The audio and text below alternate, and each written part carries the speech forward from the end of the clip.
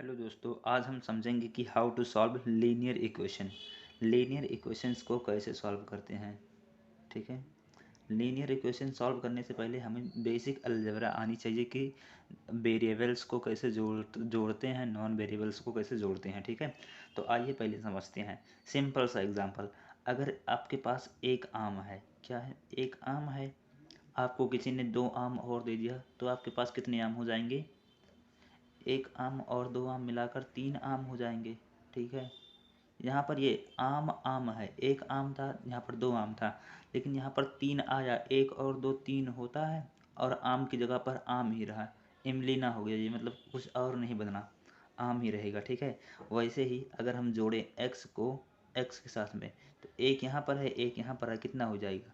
2x के बराबर हो जी। ठीक है। हाँ। अगर हम सात यक्स प्लस पाँच का जोड़ी, तो यहाँ क्या हुआ, यहाँ यहाँ आम है, समझ लो यहाँ आम लिखा, एक्स जो ना है आम है, और यहाँ पर पाँच की जगह पर कुछ ना लिखा हुआ, तो इसको हम जोड़ नहीं पाएंगे। ठीक है। तो इसको हम इतने लिखेंगे, 7x+5, बस। इसको और सिंप्लीफाई हम नहीं कर सकते हैं। समझ में आया? और अब देखिए कि जैसे हमको जोड़ना है x+y बराबर, इसको क्या होगा, ये क्या क्या एक और दो ऐसे हो जाएगा, 2xy हो जाएगा। नहीं, ऐसा नहीं हो सकता है। ठीक है। ये गलत है, ऐसा नहीं हो सकता। अगर आपके पास एक आम है और तीन अमरूद है, ठीक है, तो आप जोड़े कर क्या बताएंगे? जोड़ेंगे तो क्या कहेंगे कि हमारे पास चार आम अमरूद हैं। सही सही जानकारी चाहिए ना हमको। तो सही सही जानकारी के लिए हमको क्या बताएंगे कि हमारे पास एक आम है और तीन अमरूद हैं, बस। इससे ज़्यादा हम सिंपलीफाई सही जानकारी नहीं दे सकते। अगर हम चार आम अमरूद कहें तो क्या होगा? इससे हमें पता ही नहीं चलेगा कितना आम है कितना अमरूद है। ठीक है। तो हम ऐसा नहीं कर सकते हैं। तो सेम वेरिएबल्स को सेम में ही जोड़ना होगा। जो ये एक्स होता है इसको बोलते हैं वेरिएबल, यानी जिसका मान बदल सके। वेरिएबल, वेरिएबल माने जिसका वैल्यू चेंज हो सके। वैल्यू इसका कुछ भी हो सकता है, x बराबर 10 भी हो सकता है, 100 भी हो सकता है, 1 भी हो सकता है, 0 भी हो सकता है, x की जगह पर कुछ भी हो सकता है। लेकिन अचर यानी non variable, non variable, non variable क्या होते हैं? नॉन वेरिएबल वही होते हैं जिनकी वैल्यू फिक्स रहती है। जैसे पाँच, पाँच को क्या हम चार लिख सकते हैं? पाँच चार के बराबर होगा? नहीं ना, पाँच पाँच ही रहेगा, चाहे जिस तरीके से लिखें। सात लिख दें, 5 7 8 लिख दें। जैसे एट है, एट को क्या लिख सकते हैं? कुछ नहीं, एट की जगह पर एट ही हमेशा रहेगा। ठीक है। तो अब आइए समझते हैं कि कैसे सॉल्व करते हैं रेखीय समीकरण को, लीनियर इक्वेशन को। लीनियर इक्वेशन क्या होता है? लीनियर पहली बार होना चाहिए। लीनियर का मतलब x की पावर वन, वेरिएबल की पावर वन, वेरिएबल की पावर, वेरिएबल की पावर क्या होनी चाहिए? एक होनी चाहिए। वेरिएबल की पावर एक होनी चाहिए। ठीक है। हम linear equation in one variable पढ़ रहे हैं, इन वन वेरिएबल, यानी इक्के वेरिएबल रहेगा। जैसे 7x+5 बराबर 7 है, यानी इनको इनको जोड़ेंगे तो 7 आना चाहिए, या यहाँ पर कर दो 12। ठीक है।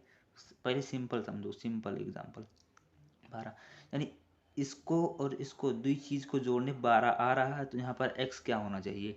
x का वैल्यू हम क्या रखें कि ये 12 के बराबर हो जाए? तो यहाँ पर दिख रहा है कि अगर हम x की जगह पर एक रख दें, 1, तो क्या हो जाएगा? 12 हो जाएगा। यानी x का आंसर कितना आ गया? 1। यानी यहाँ पर x क्या है? 1 है। ठीक है। लेकिन अगर कहीं यही क्वेश्चन होता 7x+5 इज इक्वल्स टू 19 होता, तो हमें x की जगह पर क्या रखना पड़ता? x की जगह पर 2, 7 दूनी 14, 7 2 ज़ा 14, और 5 कितना हो जाएगा? 19, 19। ठीक है। दोनों बराबर होंगे तब, अगर x की जगह पर यहाँ पर 2 रहेगा तो दोनों बराबर रहेंगे। ओके। अब आइए समझते हैं कि रैखिक समीकरण का फॉर्म कैसा होता है, यानी इक्वेशन कैसा दिया रहता है। इसे कुछ इस तरह का होता है, 7x+5 is equals to 5x+2।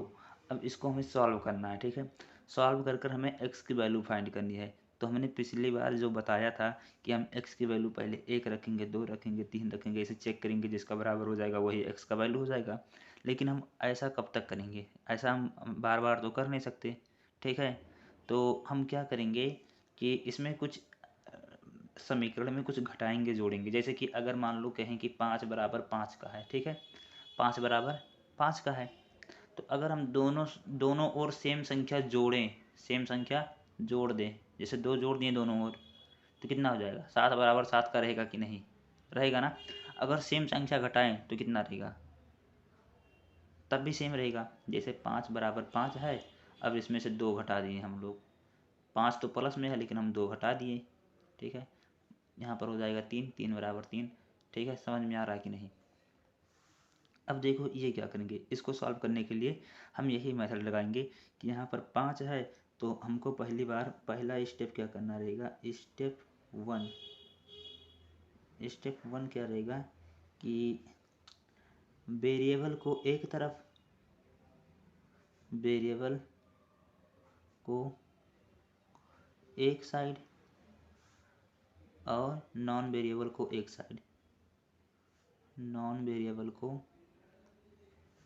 एक साइड लाएंगे। मतलब जैसे कि यहाँ पर वेरिएबल ले आएंगे और इधर नॉन वेरिएबल, यहाँ पर नॉन वेरिएबल, यहाँ पर वेरिएबल, ठीक है। तो वेरिएबल यहाँ पर कितना है? 5 है और यहाँ पर 7 है, 7x 5x, ठीक है। तो वेरिएबल यहाँ पर x है, ठीक है।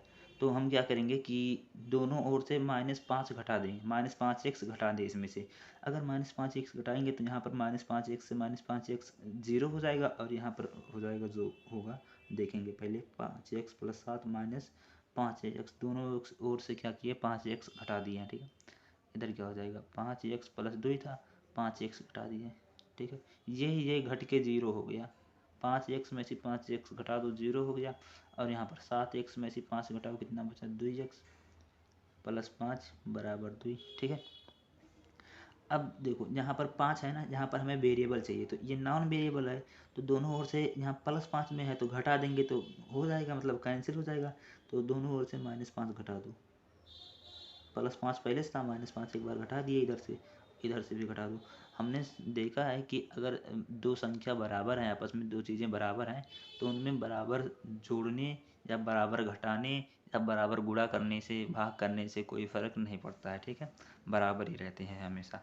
तो यहाँ पर भी इससे हो जाएगा 2x, ये कट गया यानी 0 हो गया, और यहाँ पर हो जाएगा -3। और देखो अब यहाँ पर 2x है, हमको खाली x चाहिए, तो 2 से दोनों ओर भाग कर देते हैं, दोनों ओर 2 से भाग कर दो, 2 से भाग कर दो, ठीक है, 2 से भाग, यहाँ से 2 से 2 कट जाएगा, x बराबर -3/2 आ गया, ठीक है। समझ में आया कि नहीं आया? Thank you.